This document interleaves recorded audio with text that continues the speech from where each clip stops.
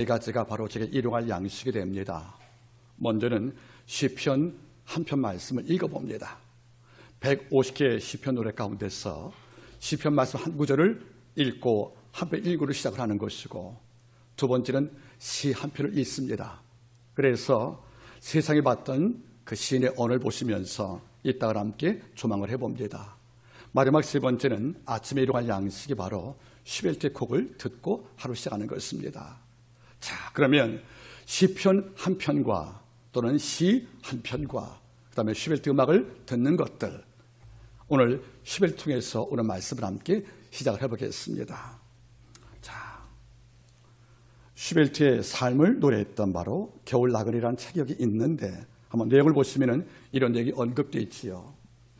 슈벨트는 1828년에 11월 19일 날에 31살 나이로 이 세상을 떠나게 됩니다.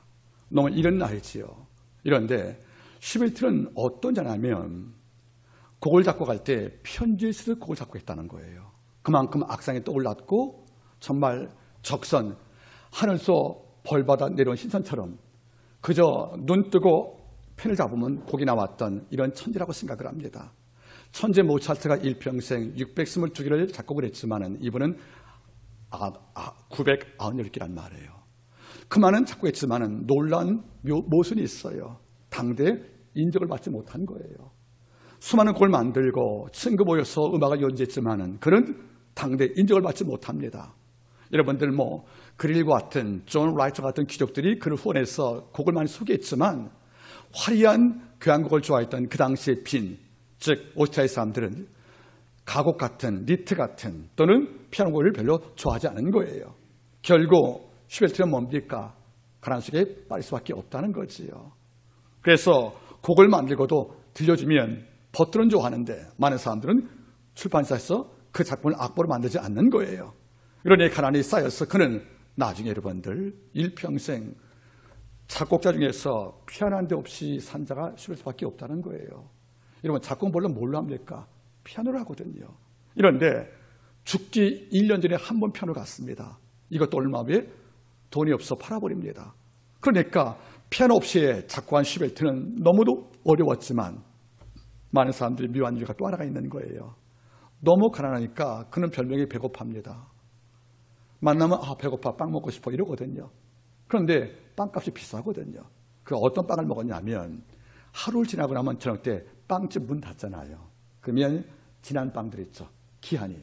거기에 아까워서 소금 뿌리고 절여놓습니다. 이거 사 먹었다는 거예요. 소금이 쌓이다 보니까 신장이 망가지지요. 얼굴이 부은 거예요. 그 어릴 때 미성과 밈을 갖춘 슈벨트 얼굴이 이제 괴물돼 가는 거지요. 키도 152cm입니다. 더군다나 여러분들 말년에 먼슈버라는 친구를 만나는데 그 친구는 한량이었어요. 외로웠던 슈벨트 위로한답시고 여자한테 버림받은 슈벨트를 위로한답시고 유흥갈대에 가서 매독을 걸리게 합니다. 결국 고통이 오고 고율이 오지요. 이걸 낫게 하려고 그 당시 금기됐던 순, 이걸로 치료하는 거예요. 머리가 다 빠진 가발을 썼습니다. 그러니 근시, 150cm 작은 키, 가발 쓴 남자, 뚱뚱한 사람들 별명이 젊은 뚱보였거든요. 이러니 곡을 써도 일단 외모가 마음에 안 드는 거예요. 결국 철저하게 그는 버림받습니다. 그런데 유일한 희망이 있어요. 베토벤을 참 좋아했습니다. 2km밖에 베토벤이 살았거든요. 한 번도 만나지 못한 거예요. 소심해서. 마지막에 용결을 찾아갈 때 죽기 일주일 전에 병원 누워있던 베토벤을 만나게 됩니다. 그리고 악보를 내미는 거예요. 선생님 이걸 봐달라고. 임종 시점 베토벤이 그 악보를 볼 때 너무도 훌륭하거든요. 어깨를 만지면서 내가 10년만 일찍 널 알았으면 너 날 믿을 것이라고 칭찬해주며 그 소망을 듣고 울고 나온 거예요. 그리고 일주일 만에 베토벤이 사망을 하고 그는 울면서 하는 말이 뭐죠? 그 시신 내가 운구하겠다고. 이걸 운구합니다. 그리고 와서 1년 후에 슈벨트가 사망하고 유언을 남기는 것이요. 두 가지입니다. 베토벤 곁에 앉아시켜달라고요. 그런데 놀란 게 있어요. 임종 직전에 그는 고열이 왔잖아요. 혼미하잖아요. 그때 혼자 밀가리를 마셨답니다. 가족 옆에 있는데 나 땅에 묻히기 싫어. 홀로 있는 건 무서워. 이러니까 형 베르난도가 하는 말이죠. 프란치야 우리가 옆에 있지 않느냐. 그때 하는 말이 뭐죠? 그래도 베토벤은 없잖아. 그러고 임종했다는 거예요. 그의 기록을 볼 때 그래요. 슈벨트가 무사한 게 세 가지였대요. 첫 번째, 외로움. 자기 외모 때문에. 여러분들 어릴 때는 미성에서 성가대 봉사했거든요. 변성이 와서 쫓겨나고 작곡을 하는데 전쟁은 끝나갈까 봐 음악 교사가 된 거예요. 사실은요. 그런데 아무도 내 인생을 인정하지 않는 거예요. 그러니까 내 곁에 아무도 안 왔거든요. 외로움 자체가 그에게는 큰 고통이었고요. 두 번째가 뭔지 아십니까? 그리움이었어요. 여인은 하나를 사랑했지만 버림받습니다. 가난하다고. 그 여자를 평생 그리워한 거예요. 세 번째가 뭐지요? 일기에 나와 있습니다. 신이여 내일 아침에 제가 눈 뜰 수 있겠느냐고 죽음을 주겠다는 거예요. 그 무슨 말이냐면 슈벨트는 일평생 뭘 느꼈습니까? 외로움과 그리움, 두려움 세 가지의 무게에 눌려서 숨을 쉬고 산 거예요. 그런데 이렇게 어려운 슈벨트가 곡을 만지면 그 곡이 너무도 아름다웠답니다. 자, 우리 창훈 형제님, 자, 슈벨트 한번 연주해 드리겠습니다. 한번 들어보시겠습니까?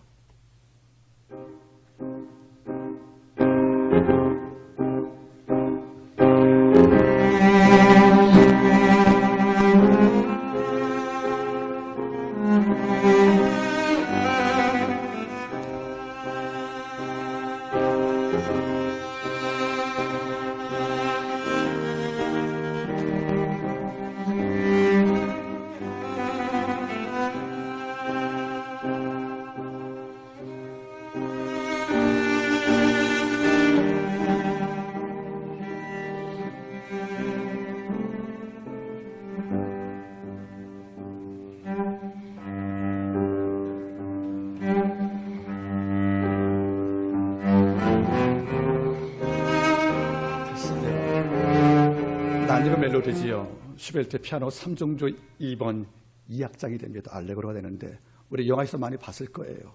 그 외로움과 두려움 속에서 가난 속에서 소금 절인 빵을 먹었던 그 당시 이렇게 개개전 빵들이었거든요. 콩팥이 붓고 얼굴 부어서 기침하고 매독으로 고통을 당하면서 그가 만든 곡은 이렇게 아름다웠다는 거지요. 그런데 그의 일생의 숙제가 뭡니까? 그 외로움, 그 그리움, 그 두려움 세 가지 감정을 해치 못하는 거란 말이에요. 결국 31세로 이 땅을 떠나게 될 때에 아무도 그의 죽음을 몰랐는데 그 유언이 뭐였죠? 베토벤 곁에 묻혀달라는 건데 그 당시 음악가들은 멜링크라는 묘지에 안장이 됐거든요. 갖고 가니까 관리님 아들이에요. 얘가 누구냐고. 아, 슈벨트 그러니까 듣보지만 인간이 어디 무시하고 쫓아오고 있답니다.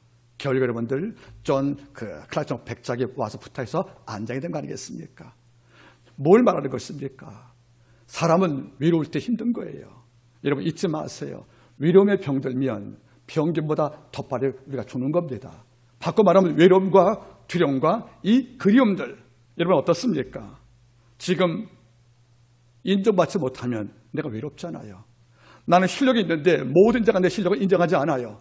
내 곁에 그 누구도 나에게 환을 보지 않습니다. 뭡니까 여러분들? 외롭다는 겁니다. 또 한 가지 뭡니까? 내 꿈이 그립고 우리는 두려움도 있다는 것이에요. 여러분들. 이 세 감정으로 슈벨트 인생이 망가지고 맙니다. 오늘 야곱을 바라볼 거예요. 오늘 말씀 바라보시고 나면 이 본문은 이렇게 시작을 합니다. 28절 10절 말씀. 야곱이 브엘세바를 떠나 하라니로 향하여 갔다고 말합니다. 여러분 잘 보세요. 오늘 본문에서 우리 야곱의 외로움과 그리움과 두려움을 함께 볼 겁니다. 그런데 28절 10절 말씀에서 이 사건이 어떻게 시작되냐면 야곱이 어딜 떠나 브엘세바를 떠나 어디? 하란, 어머니 고향 하란으로 가는 거지요.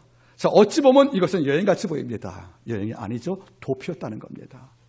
가기 싫지만 갈 수밖에 없는 도피를 떠나는 것이 바로 오늘 본문 사건 되는 거지. 한번 내용을 보시겠습니까? 자, 이삭과 리브가가 누굴 낳았습니까? 에서와 야곱을 낳은 거예요. 이런데 출생할 때부터 장자권 쟁탈전 1라운드가 벌어집니다. 야곱은 먼저 나와서 장자가 되고 싶었는데 형이 먼저 갈 때 뭘 잡았어요? 형의 발꿈치를. 이게 장자권 쟁탈전 1라운드입니다. 그런데 형이 먼저 취하고 내가 찾아가 된 거예요. 결국 장자권은 누구한테 갑니까? 에서한테 간다는 거죠. 어릴 때부터 야곱은 출생할 때 내가 장자 못된 것을 괴로워했고 이걸 빼앗긴 것에 대해서 마음이 애통했어요. 결국 이것을 언제 얻을까 하고 기엘못에 가다가 사냥을 마친 에서가 시장에서 야, 네 끓이는 붉은 좀 먹자 할 때 그는 거래를 제안합니다. 내가 식물 줄게. 형 장자권 내게 양도해. 이럴 때 에서가 뭐라 했습니까? 내가 죽게 되는데 이 장자권에 무슨 유익이 있느냐고. 여러분 잘 보세요. 죽게 되었다고 장자권 파는 게 아니에요. 그리고 죽게 될 경우에 오히려 장자권을 붙잡아야 됩니다. 그리고 그는 넘겨버리고 음식을 갈 때 성경 말하지요. 저가 장자의 권리를 경홀히 여겼다는 거죠. 여러 despised. 하찮게 봤다는 것이에요. 결국 장자권은 누구한테? 야곱에게 넘어갑니다. 이런데 이제 이삭의 나이가 들어서 늙었다는 거예요. 늙었으면 말할 일이 뭐죠? 에서를 불러다가 축복을 하고 족장 권리를 이해하려면 축복을 필요해야 됩니다. 그래서 이삭이 에서를 부릅니다. 에서야, 내가 나이 늙어서 이제 시력도 어둡고 이 땅을 떠날 때가 되었으니까 내가 너한테 족장 권리를 이행할게. 그 대신 조건이 있다. 나이 먹었으니까 사냥꾼 에서에게 사냥해서 이걸로 별매를 준비해서 나에게 마음껏 먹게 하라. 그 힘으로 내가 오래 기도할게 하고 보낸 거예요. 얼마 전 장자권을 매맨 그 에서는 이것도 기억 못하고 너무 기뻐서 내가 이제 장자가 되는구나 하고 사람은 나갔다는 걸 듣던 마음으로 갔는데 뒤바간 여자 리브가가 이걸 듣게 된 거예요. 여러분, 리브가 별명이 뭔지 아세요? 뒤바간 여자예요. 잘 엿들어요, 여러분들. 그래서 이걸 들은 거예요. 그래서 에서가 집 비운 사이, 여러분 길지 않겠죠? 요 짧은 사이에 리브가의 야곱 에서 만들기 프로젝트를 시행한 겁니다. 그래서 야곱 불렀어요. 너 형 옷 입어. 왜요? 일단 입어. 손에 털 붙인 거죠. 에서는 털이 많았으니까. 그래서 뭘로 여러분들 분장을 시켰습니까? 에서를 만들어버린 거예요. 야곱을. 그래서 야곱의 에서 만들기 프로젝트를 일단 만들었고요. 또 앉아 보죠, 여러분들. 음식을 준비할 필요가 있잖아요. 아까 사냥감을 오라 했으니까. 드디어 리브가가 음식을 준비할 때 아내가 신랑 이마 맞추기가 어렵지 않잖아요. 별미 준비한 거예요. 이걸 준비해서 야곱을 불러서 시킵니다.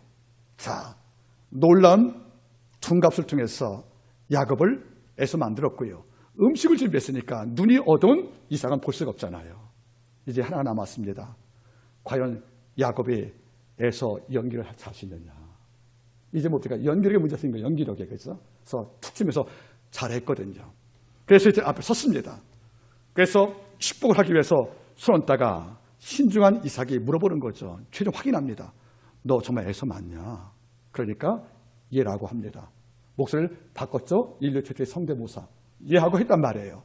이런데 신중한 이삭을 바라보니까 이리 말합니다. 야, 음성은 야곱이고 몸은 에서네. 이해했지만 이게 통하지 않은 거예요. 근데 몸은 뭐죠? 에서거든요. 그 당시 이삭은 눈이 어렸으니까 볼 수가 없다는 거예요. 여러분 잘 보세요.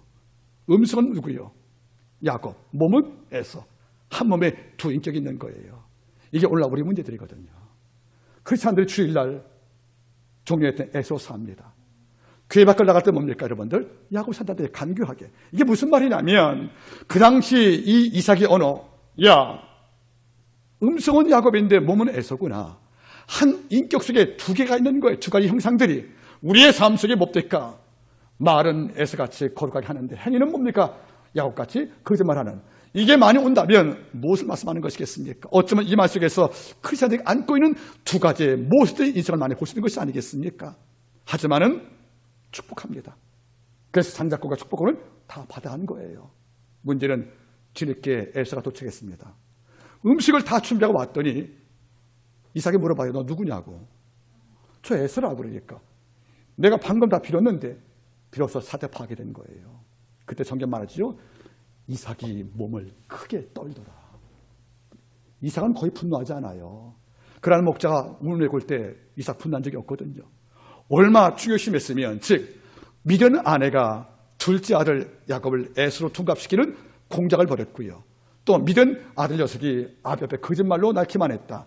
눈이 어두운 아버지를 속여서 이걸 아는 순간에 미디안 아내와 아들에 대한 실망이 왔을 때 몸을 떱니다. 성경 말하죠. 크게 떨었다고. 그다음 말이 히브리어로 메오드입니다. 이것은 뭐죠? 최상급이에요. 더 이상 분노가 없다는 거죠. 이걸 떨고 나니까 앞에서는 대성통곡합니다. 이놈이 날 두 번 속였다고 아버지께 직구하는 거예요. 음식으로 장자의 걸 빼앗더니 이제 아버지 속에서 축복을 뺏었냐고 하고 울고 있은 다음에 뭐라 합니까? 아버지가 돌아가시면 해봐라. 내가 야곱을 죽여버리겠다고 살인을 결심한 거예요. 이 말을 또 리브가 또 듣습니다. 리브가 별명이 뭐라고요? 귀 밝은 여자. 이러니까 장자권을 얻게 만들고 복은 주었을 때 공작에 관여했던 바로 배우자 리브가는 잘못되면 가인이 아벨 죽이듯이 에서가 야곱 죽이면 축복, 장자권 다 사준 것이 아니겠습니까? 물론 공작을 벌인 리브가 그 야곱의 그 공모 작업이 물론 불쾌하지만 이것도 이유가 있습니다. 리브가 여러분들 아잉태할 때 아버지 음성을 주었잖아요. 네 탱에 두 백성이 있다고. 그런데 큰 자가 어린 자 섬긴다고. 그러니까 리브가는 안 거예요. 출생은 에서가 장자지만 영적 기본은 누구한테 한다는 거죠? 야곱에게. 이런데 아버지 이삭이 모르고 장자한테 복을 준다는 말이에요. 이거를 상을 엎어버린 것입니다. 물론 방법은 기만이었죠, 여러분들. 이걸 알고 이삭은 분노했고 에서는 통곡을 합니다.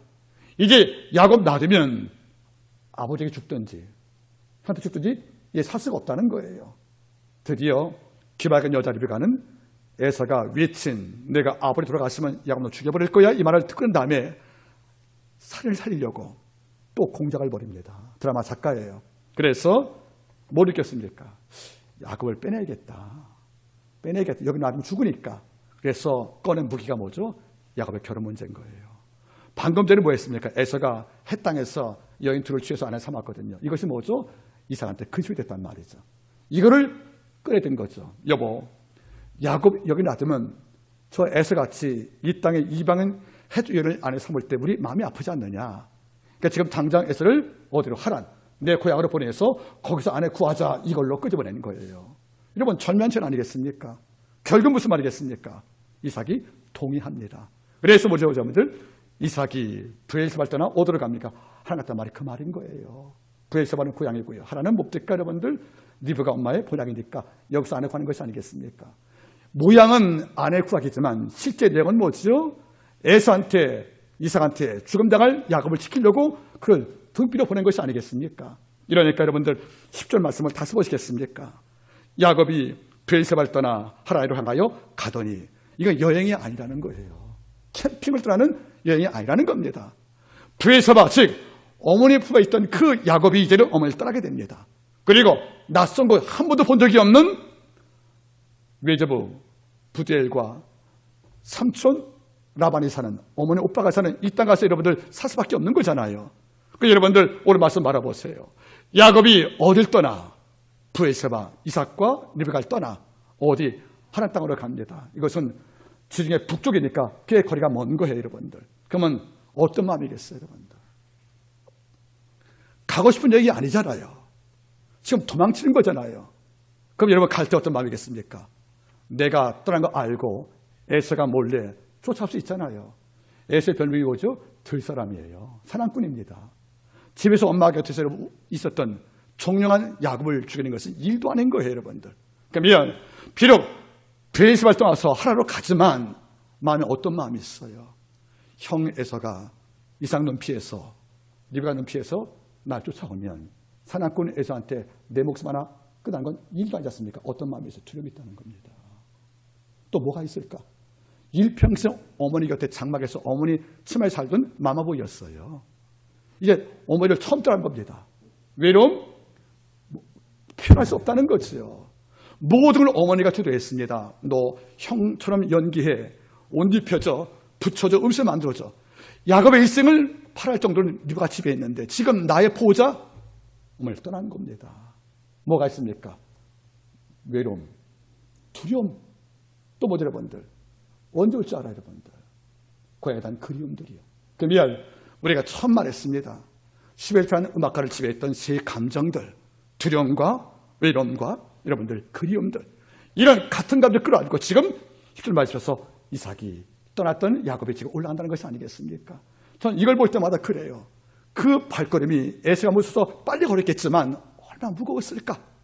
가면 언제 올지 모르는 것이고요. 테란지 삼촌 라반과 여러분들 할아버지 부대는 본 적이 없어요. 왜? 어머니 고향을 가본 적이 없으니까. 쉽게 말하면 단순한 이주가 아니고 어쩌면 망명 아니겠냐는 거예요. 거기서 생식을 살려면 한 번도 내 힘으로 해본 적이 없는 그 야곱에게 있어서는 엄청난 두려움이 남아있는 것이 아니겠습니까? 이런 감정을 끌어안고 지금 야곱이 여행을 떠났다는 거죠. 여행입니까? 도피입니까? 도피란 말입니다. 이럴 때가 있다는 거예요. 살다 보니까 여러분들 내 뜻대로 안 돼요. 나는 실력이 있어요. 나는 준비가 됐어요. 이런데 어떤 이유인지 이 일이 안 돼요. 이럴 때 따겠습니까? 순간 내 삶에 화가 나더라. 화가 나는 겁니다. 그런데 실패가 반복되면 이제 두려움이 오는 거예요. 그리고 내가 인정받지 못하면 내 곁에 나를 사람들이 폄하하거든요. 왜 이런 거란 말이에요, 여러분들. 이런 마음이 우리가 안고 사는 숙명입니다, 여러분들. 지금 야곱은 이 마음으로 무거운 발걸음으로, 그러나 빠른 발걸음으로 지금 북상을 합니다. 자, 브엘세바, 지중해입니다. 브엘세바. 이쪽 여러분들, 루스, 이가 하란이에요. 그러니까 지중해에는 블레 땅을 거쳐 올라가는 길이 약 여러분들, 약 450km입니다. 이거를 지금 올라간 지란 말이에요. 하란 땅으로. 자, 그런데 얼마나 두려웠을까? 두려움과 그리움과 외로움에 지쳐서 저녁을 맞이하니까 그가 피했던 거죠. 성경 바라보겠습니까? 28장 11절 한 곳에 이르러는 해가 진지라. 자, 하루 갔다는 거죠. 거기서 유숙하려고 그곳에 한둘을 취하여 배기하고 거기 누워 자더니 옛날은 어머니 무릎에 비어 잠을 잤습니다. 지금 뭐죠? 낯선 땅 루시에 와서 지금 베개가 없으니까 뭘 벤 거예요? 돌을 뱉대요. 이걸 베고 잠을 잤단 말인데 성경 말씀은 잠이 깊이 들더니 이렇게 나옵니다. 원문이. 그럼 피곤했단 말이죠. 두렵단 말이죠. 긴장이 심하니까 눈을 순간에 잠이 든 거예요. 여러분들 우리 옛날에 오복 있죠. 오복. 우리 송시영 집사님 오복 알죠? 그죠? 오복. 하나만 기억할까? 오복 가운데 하나가 더 뭐가 있죠? 치아 튼튼한 거. 또 뭐가 있어요? 오복이?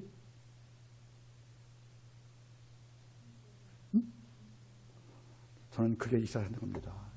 눕자마자 잠드는 건 진짜 오복입니다. 그게 원래 있는지 모르겠지만은 여러분 밤에 잠 못 자는 거 고통 알잖아요. 그렇죠? 밤을 하얗게 쓸 때 눈 감고도 그냥 떠 있는 거예요. 누군 눕자마자 뭐합니까? 주무십니다. 이것도 오복 가운데 하나로 저는 생각을 합니다. 여러분들. 잠이 드는 거예요. 근데 이것은 오복이 아니었을 거예요. 긴장감, 두려움, 외로움, 이것이 섞인 감격 때문에 피곤이 그래서 밀려왔다는 거죠. 바로 잠이 든 거예요. 잠을 잤지만 어머니가 그립고 고향이 그리워요. 그리고 나서 딸 갈 수밖에 없는 내 신세가 괴로워요, 여러분들. 그래, 이런 무슨 말입니까? 형이 에서가 무서운 거예요. 이럴 감정으로 잠이 든 상태에서 성경 말이죠. 꿈을 꿨다고요. 하나님이 꿈에서 야곱을 신방하십니다. 보시겠습니까? 28장. 꿈에 본즉 사닥다리가 원문은 계단이에요. 계단이 땅 위에 섰는데 그 꼭대기가 하늘 닿았고 또 본즉 하나님의 사자가 그에서 오르락 내려가더니 또 본즉 여호와께서 그에 서서 가사대 나는 여호와니 너의 조부 아브라함의 하나님이요 이삭의 하나님이니 너 누운 땅을 내가 내 자기에게 주겠다고 말씀하신 거예요. 여러분 잘 보세요. 지금 야곱은 도망자입니다. 도망치했습니다. 왜? 도망치지 않으면 내가 죽습니다. 그래서 멀리 도망치어서 피곤 속에서 여러분들 잠들고 있는데 하나님이 꿈에 야곱을 찾아오신 거예요. 여러분 제가 어제 글 쓸 때 쓴 글이에요. 성경을 바라볼 때 하나님의 성품이 있지요. 이걸 표현한 두 단어가 좀 마음에 드는 게 두 개가 있습니다. 구약은 파카드, 신약은 심파데오입니다. 이런 파카드가 뭐지요? 방문하다. 히브리어 파카드가 뭐냐면 의사가 있는데 누가 아파요. 연락이 왔어요. 근데 밤이에요. 비가 와요. 그리고 그게 위험해요. 의사 갑니까 안 갑니까? 그래서 간다는 겁니다. 환자의 고통을 치유하려고 걸어가는 의사의 발걸음이 파카드인 거예요. 우리말 성경은 권고라고 말합니다. 하나님이 사람을 권고하사 이 말이거든요, 여러분들. 우리를 살핀단 말이 파카드입니다. 방문하다. 이게 하나님 마음일 것이고요. 또 한 가지가 심파데오예요. 헬라어 심은 뭐죠? 영어 심, S와의 함께할 뜻이거든요. 파드는 뭐죠? 파토스, 감정의 아픔. 우리의 감정을 앞에 공유하시는 거예요. 우리가 아파할 때 함께 아파하시고 우리가 괴로우면 함께 슬퍼하세요. 이거 바로 심파. 우리말 성경은 체휼로 번역합니다. 성경 바라볼 때 주의 성품은 두 가지예요. 파카드, 어려울 때 날 찾아오세요. 선악과를 먹고 무서워 숨어있는 아담을 하나님이 찾아가십니다. 찾아가는 발걸음이 뭐죠? 파카드거든요. 그리고 아파하는 환자와 고통을 공유하는 것, 이것이 바로 뭡니까? 심파디오거든요. 즉 체혈감정이란 말입니다. 하나님은 야곱 감정을 읽었어요. 그리고 야곱을 찾아갔다는 겁니다. 어디에? 꿈속에서라도. 바삐 도망친 야곱에게 등장할 때는 그 무서워할까 봐 피곤과 두려움에 잠들어서 찌든 그 야곱의 꿈속에서 하나님이 그를 파카드 방문했고요. 말씀하십니다. 내가 네 할아버지 하나님이거든. 네 할아버지가 아브라함이야. 내가 그러니까 너도 내 새끼일 거야. 내가 너 누운 땅 너에게 줄게. 그리고 이 땅을 통하여 너에게 많은 족속을 갖게 할 것이고 많은 민족이 너의 복을 받아. 그리고 내가 이걸 다 이루기 전까지 내가 안 떠나고 네 곁에 있으면 하고 약속을 주었다는 거예요. 여러분, 아버지 속인 형을치 말한, 그리고 도망자의 동시에 쓸모없는 이런 야곱의 도망칠 경우에 하나님께서는 그를 안 버리시고 꿈에서 그를 방문하사 약속을 주었다는 거죠. 네 누운 땅, 네 땅 될 거다. 이 땅에서 네 후손이 편만할 것이다. 그리고 네 후손 통하여 많은 백성이 복을 받을 것이다. 이런 다음에 이걸 다 이루기까지 내가 떠나지 않으마. 이게 임마누엘입니다. 여러분, 야곱은 이런 복을 누릴 자격이 없어요. 사실은요. 야곱의 인생은 뭡니까 여러분들? 야곱이란 말이 뭐죠? 이름이 찬탈자는 뜻이에요. 이런 자가 아버지가 눈먼 곳을 악용해서 여러분들 축복권을 찬탈한 거 아니겠습니까? 더 무서운 게 뭔지 아십니까? 이삭이 이상해서 음식을 너무 빨리 준비했잖아요. 사냥 나간 에서가, 그죠? 물어보거든요. 야, 왜 이렇게 음식을 빨리 준비해서 물어보니까 야곱이 뭐라는지 아십니까? 하나님이 나로 순적히 하사 했다고 하나님을 팔아요. 순적이라는 말이 뭔지 아세요, 여러분들? 원래 다메섹 엘리에셀이 이삭의 배우자 구할 때 우물가에서 여호와여 나로 순적이라는 말 나오잖아요. 이 말 뜻이 뭔지 아십니까? 히라크라는 말 뜻은 신이 도와서 일시오했다, 그런 말이거든요. 그는 경건한 백성인을 쓰시는 말이 아닌 거예요. 지금 야곱은 여러분들 주님이 도와서 사냥감 만든 게 아니잖아요. 엄마 돈 받아서 거짓말 음식 만든 거 아니겠습니까? 이런데 어떤 말씀입니까? 아버지가 순적히 도와줬다, 거짓말도 하잖아요. 하나님이 안 좋겠습니까? 자기 이익을 얻으려고 내 이름 팔아서 순적이라는 말 썼네? 이런 야곱한테 아버지가 줄 사 있겠냐는 거예요. 그런데 그렇지만 아버지가 두려움에 떠는, 위험에 짓떠는, 그리고 그리워하는 홀로 된 야곱을 아버지가 찾아가서 하는 말이 뭐죠? 내가 이 꿈을 다 이루기 전까지 내가 너 안 떠난다고 아버지 위로하시지 않겠습니까? 이게 주의 사랑하는 뜻이에요. 우리는 주의 위로로 사는 거예요. 우리가 어려움 당할 때 여러분들 많은 자체 한번 해보실래요? 끝나면 그만인 거예요. 그가 천마디 만마디로 내게 위로해도 그 말은 육체 오는 겁니다. 아버지는 순간 기도할 때 응답을 주시는 거예요. 말씀 묵상할 때 말씀이 내 심령을 뒤흔드는 것이에요. 내가 묵상한 모든 말씀 어느 순간 내가 가장 권고할 때 주의 말씀이 내 속에서 힘을 얻고 강하게 세력 얻을 때 나는 도망자 야곱이 꿈에서 소망을 얻는 것이 아니겠다는 거예요. 여러분 잊지 마십시오. 아버지가 파카드 꿈에서 그를 찾아왔다는 겁니다. 그리고 할 말이 뭐죠? 내가 네 곁에 있겠다는 약속을 아버지가 죄악을 맺은 거예요. 이 순간 야곱은 놀랍니다.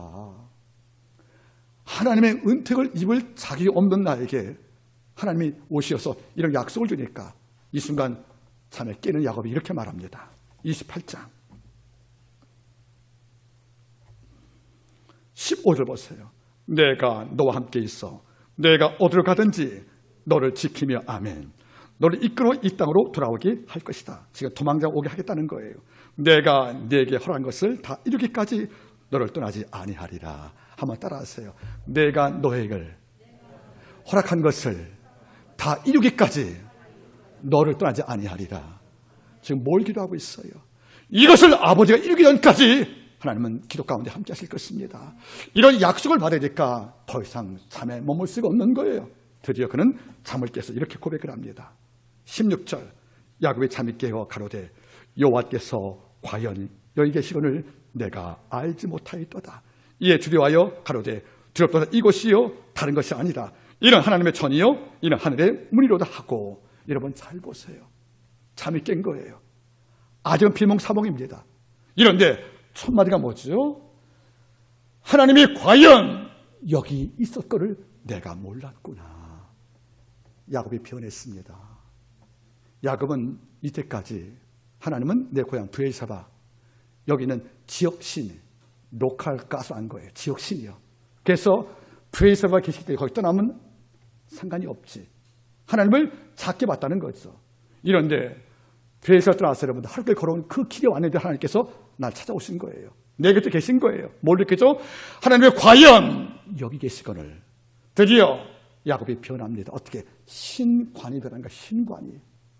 이제까 하나님은 뭐죠? 브에세바 땅 매니저라는 거예요. 지역신이로만. 알고 보니까 한참 벗어난 루스까지 그분이 와 계신 거 아니겠습니까? 이러면 놀랐습니다. 하나님은 이거예요. 너는 내가 어떤, 제가 물어보십니다. 여러분 잘 보세요. 우리도 이럴 때가 있어요. 하나님이 브에세만 계신 것이 아니네. 루스에도 계시네.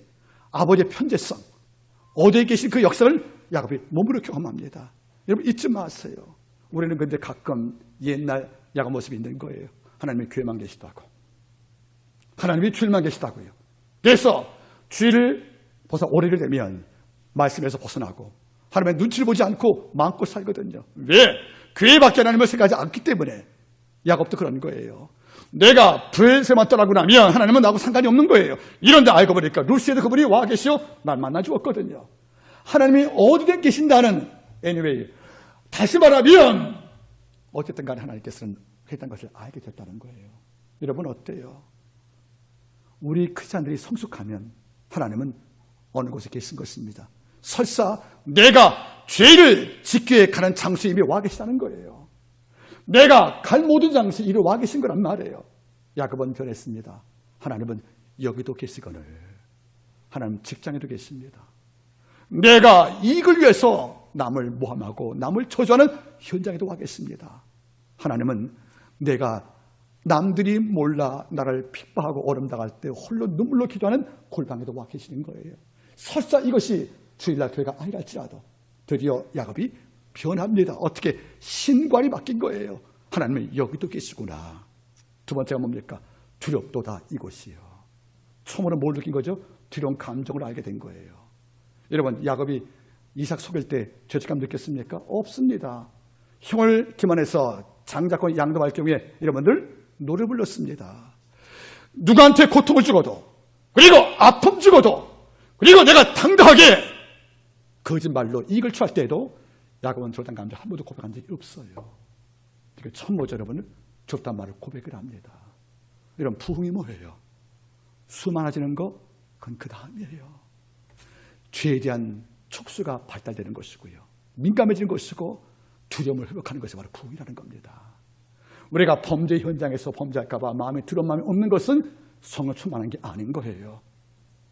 죄에 우리가 통제받고 있다는 겁니다. 잊지 마세요. 두렵다고요. 독일 신학자 루돌프 오트가 한 말이에요. 따라하겠습니까? 누미노제. 누미노제 시작. 독일 말로 누미노제 말이 무슨 말이냐면 누미노제 말 뜻이 뭐죠? 경건한 두려움이라는 뜻이에요. 그는 말합니다. 한 인간이 신령한 가차 앞에서 뒤로 떨지 않을 때는 신을 경험할 수 없다는 거예요. 이런 모세가 수레기 3장에서 뭘 봤어요? 약물 고다가 떡이나무에 뭐가 임했죠? 불이 만 건데 안 타요. 가까이 가려고 보니까 여러분들 음성이 나는 거죠. 모세 오지 말고 신보스라 하고 네 땅 걸어간 땅이라고 무릎 조아리고 거기 못 듭니다. 이게 바로 누미노제입니다. 우리가 일평생 살 때 나보다 큰 그리고 내 죄보다 우월한 내 삶을 다 알고 있고 내 마음을 꿰뚫은 이 아버지 앞에 내가 섰을 경우에 두렵잖아요. 내 삶 전부를 알고 있는 그 앞에 두렵지 않습니까? 이게 바로 떠는 감정이 누미노제거든요. 이게 없으면 인간은 마음껏 범죄하는 거예요. 여러분 제가 언급했습니다. 영화 맨 인 다크에서 나온 대사입니다. 알겠습니까? 인간은 신이 없다고 믿는 순간 못할 짓이 없다. 우리가 왜 성령 충만 가운데 죄를 멀리합니까? 죄가 싫기도 하지만 하나님의 공의가 무서운 거잖아요.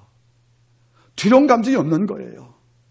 아버지 앞에 책임을 다하지 못하고도 많은 자에게 고통을 주고도 더 나아가서 여러분들 사람들이 하지 못하고도 이것이 하나님을 기쁘시게 못하는 건 두려움이 없는 거예요. 야곱은 그리 사온 겁니다. 두려움을 모르고 산 자예요, 여러분들. 이것은 좋은 의미가 아닐 것입니다. 뭐랍니까? 두렵도다 이것이요. 드디어 두려움을 알게 됐다는 거죠. 그 다음에 놀란 말을 합니다, 여러분들. 28장을 달아보세요. 어떻게 하면 합니까? 28장을 보시겠습니까? 자, 18절. 야곱이 아침에 일찍 일어나 베개 같은 돌을 가져 기둥으로 메우고 그의 기름을 붓고 그 이름을 베델리라 하였더라. 이생의 본 이름은 루스였더라. 여러분 이제 이 마을의 이름을 개명을 합니다. 원래는 뭐죠? 루스였다고 그래요. 근데 야곱은 뭡니까? 그러면 베델로 고치죠? 베텔이 뭐죠? 하나님의 집이란 뜻이에요. 그럼 여러분 이게 무슨 말입니까? 이거예요. 오래전부터 이 마을 사람들은 야곱이 떠난 이후에도 그 말을 루스라 불렀을 겁니다. 하지만 그가 세상 모든 자가 지금도 이 땅을 루스 부르지만은 야곱한테 그 땅이 루스가 아닌 거죠. 뭐죠? 베델인 거예요. 왜? 하나님을 알게 주었고 주님을 경험한 땅이기 때문에 그 땅은 그냥 땅이 아닌 거예요. 그러니까 야곱 말하는 거죠. 너희들은 이 땅에 지금도 루스일지 모르겠지만 이제 그 땅은 내게는 뭐죠? 하나님은 지금 베델인 거란 뜻이에요. 여러분 잘 보세요. 주를 경험한 루스는 이제 장소가 아니고 성소가 되는 거예요. 여러분 잊지 마세요. 지금도 그 땅 거미는 그 땅을 몰라 불러요. 루스가 부르는 거예요. 누구만 베델 부릅니까? 야곱만. 왜 그래요? 루스민들은 하나님을 경험한 흔적이 없고요. 야곱은 그 땅 하나님을 경험했잖아요. 우리가 하나님을 경험한 그 땅은 그냥 땅이 아닌 거예요. 장소가 아니고 성소가 되는 것입니다. 내가 평소에 교회 와서 기도할 때 하나님의 음성을 못 만났어요. 그냥 교회는 한 바퀴 건물이에요. 여기서 주의 음성을 듣고 응답을 경험할 때 이건 성소가 되는 겁니다. 그때 비로소 한마음교회는 하나님의 집이 되는 것이 아니겠습니까? 예배가 살아있어야 한마음교회가 성소가 되고 배열되는 것이 아니겠냐는 거예요. 세상 모든 자가 그 땅을 루스가 부를지언정 나는 더 이상 루스가 아닌 거죠. 하나님을 만나 약속을 받고 내 삶의 인생을 희망을 줄 그걸 볼 때는 이 땅은 나한테 될 수밖에 없다는 거예요. 매일매일 여러분의 가정에 배열되기를 바라는 겁니다. 어느 날 이런 경험이 있습니까? 제가 젊을 나이에 방송국에 지금은 우리가 여러분들 문자 보내가지고 음악을 시청하잖아요. 그때는 뭘로 보냈죠? 엽서 저도 한 번 낸 적이 있다. 한 번 보냈는데 그때 쓴 글이 있었어요. 따라하겠습니까? 그 탐욕에 대한 경고인데 하늘에서 황금비가 쏟아져도 인간의 욕망의 자를 채울 수 없다. 이 글 쓴 거예요. 근데 이 글을 여러분들 어나운서 캐스터가 이제 음악을 진행하다가 이거 읽은 겁니다. 제 이름을 대면서 이런 엽서가 왔다고. 네, 그 다음에 방송 나오더라고요. 사채를 써서 사업을 확장하고 싶었던 한 사람이 방송을 우연히 들었대요. 차 안에서. 이걸 듣다가 그걸 들었대요. 하늘에서 뭐가 써져도 황금비가 써져도 욕망이라는 정말 제가 쓴 글을 그분이 들으신 거예요. 그리고 여러분들 운전대 잡은 상태에서 방송을 듣고 그 사채 쓰기를 포기했답니다. 순간 저는 느꼈죠. 바로 차 안이 그에게는 배달되었다는 거죠. 루스가 아니고 여러분들. 늘 앉은 그 장소 아닙니까? 운전 앞에 자리가. 거기서 뭘 느꼈습니까? 새로운 것을 발견한 것이 아니겠냐는 거예요. 여러분 게임자는 내 삶이 배달되는 겁니다. 주방도 배달이요. 내가 음성을 경청할 때 배달일 것이고 매수가 배달일지 모르겠지만 영이 어두우면 그따 영원히 우리가 루스일 수밖에 없다는 거예요. 여러분들. 원래 루스의 뜻은 방황이라는 뜻이에요. 방황. 배달은 뭡니까? 하나님의 집이라는 뜻입니다. 우리는 내 삶이 루스에서 뭘로 바뀌는 게 필요하십니까? 배달이 필요한 거예요. 하나님을 만나는 게 필요한 것이 아니겠습니까? 전 매일 현장 속에서 이런 야곱의 아름다운 탈바꿈을 기를 바라는 것입니다. 이름을 바꿔버립니다. 이 땅은 이제 앞으로 나에게는 루스입니까? 베델입니까? 베델이라는 거예요, 여러분들. 오늘 예배 시간 여러분께 베델되기를 바라는 겁니다. 이걸로 안 끝나고 세 가지 소원합니다. 자, 보시겠습니까? 20절.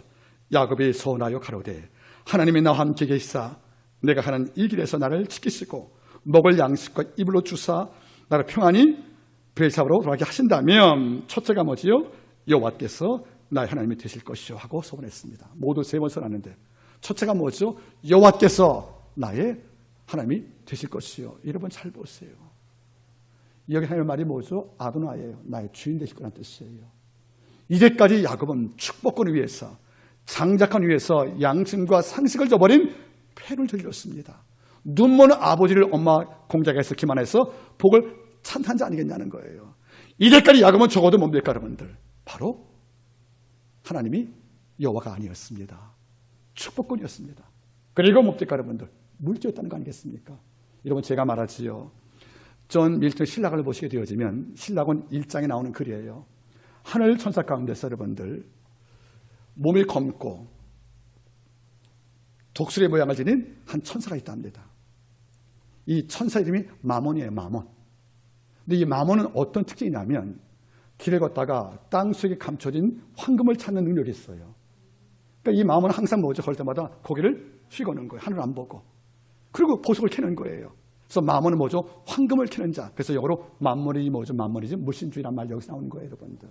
어쩌면 이 만몬이 축복을 빼앗아야 돼. 아버지 속에서라도. 내가 형의 약점을 악용해서 내가 장력을 빼앗아야 돼. 일단 이 야곱은 살아올 때 만몬 이런 물질 자체가 자기 신이었거든요. 이걸 여러분들 고향까지 버리고 도망치지 않습니까, 여러분들? 근데 지금 처음하는 말이죠, 뭐죠? 여호와가 내 하나님이라는 거예요. 신을 바꿨다는 겁니다. 만몬에서 하나님으로. 여러분, 인간들은 뭡니까? 하백국스를 말하는 거예요. 크리스찬들이 주일날 하나님을 부르다가 월요일 되면 쾌락한 물질을 신삼잖아요. 그래서 하는 말이 뭐죠? 하백국스는 인간은 자기의 편리에 따라 신을 바꾼다는 거예요. 이런 바꾸다면 비판이 있어. 지금 야곱도 신을 바꿨습니다. 그런데 질이 달라요. 만몬에서 하나님을 주로 영접을 합니다. 여러분 걸어간 신박수가 있기를 바라겠습니다. 고백한 다음 두 번째 뭘 소원했습니까? 두 번째는 내가 기둥을 세운 이 돌이 하나님의 전이 될 것이요. 세 번째 뭐세요? 하나님께서 내주신 모든 것 중에서 10분의 1을 반드시 하나님께 그런 말이 뭐죠? 드리겠나이다. 여러분 잘 보세요. 따라하세요. 드리겠나이다. 야곱의 이름이 뭐라고요? 야코프 찬탈자예요. 형한테 뭘 빼앗습니까? 장자권을. 아버지한테 축복권을. 이제까지 야곱은 빼앗는 자였어요. 드린 적이 한 번도 없어요, 여러분들. 내가 얻기 위해서 패륜을 저질렀습니다. 이런데 이름대로 야코프 찬탈자가 이렇게 살아왔는데 지금 처음으로 야곱이 하는 말이 뭐죠? 드리겠다는 말이 처음 나왔다는 거예요. 여러분 10분의 1은 신경 쓰지 마세요. 그의 입에서 비로소 뭐가 나왔습니까? 드린다는 말이 나왔다는 거예요. 서퍼링, 봉헌을 여러분들. 한 번도 드린 적이 없는 이게 빼앗고 취했던 이런 야곱의 삶 속에 어떤 필요가 왔냐면 드디어 하나님을 인정하고 그분께 드리겠다는 고백을 처음으로 하게 되는 것입니다. 이게 바로 참 변 아니겠습니까, 여러분들? 여러분 다시 말할게요. 황금비가 내려도 욕망잔 채울 수가 없는 거예요. 골짜기 메워도 마음 욕심 못 메우는 겁니다, 여러분들. 그런데 우리 많은 백성이 여기에 우리가 충족되어 있다는 거 아니겠습니까? 오늘 보세요. 내 모든 것에 10분의 1 당신께 드리겠다는 거예요, 여러분들. 이건 헌금 문제를 말하는 게 아니에요. 어떻게 빼앗는 자가 처음으로 드리겠다 했을까? 이런 별을 하나님이 기대온 것이 아니겠습니까? 결국 무슨 말이겠습니까? 야곱은 무사히 하나님에 도착합니다. 두 아내와 두 여종과 12 아들과 한 딸을 얻게 되는 거예요. 그래서 12지파의 조상이 되어서 지금 이스라엘 민족의 근간이 되는 것이 아니겠습니까? 말씀을 제가 맺기를 원합니다. 우리는 열심히 살고도 목적이 안 되어지면 세 감정이 있어요. 두려워요. 그리고 외로워요. 그리고 성공이 그립습니다. 이럴 때 야곱은 뭡니까? 일평생 형한테 장자권 뺄 때도 안 했던 아버지 이삭을 안 했던 기도를 처음 했다는 거예요. 서운하여 가로되. 제일 큰 변화가 뭐죠? 야곱이 드디어 기도를 했다는 거 아니겠습니까? 서원이 뭡니까? 기도입니다. 내게 무사히 오게 해주시면 이 전 돌은 성전될 것이고 하나님은 내 하나님 될 것이고 내가 당께 드리겠다는 드디어 한 번도 우리가 못 봤던 기도한 야곱을 보게 된 것입니다. 여러분 꼭 잊지 마십시오. 기도가 모든 준비의 첫 번째입니다. 기도를 시작하고 기도를 마치는 것입니다. 지금 여러분 부에서 와서 하러 올라가는 야곱처럼 마음이 힘들지 모르겠습니다. 이럴 때 하나님은 찾아오십니다. 약속을 주십니다. 이제 그분 앞에 기도하시길 바랍니다. 하나님은 반드시 광야의 길을 사막의 강을 만들 것입니다. 오늘 이런 야곱을 만나서 바로 이 순간이 내게 배려 역사 되기를 주의 이름으로 축복합니다. 기도하겠습니다.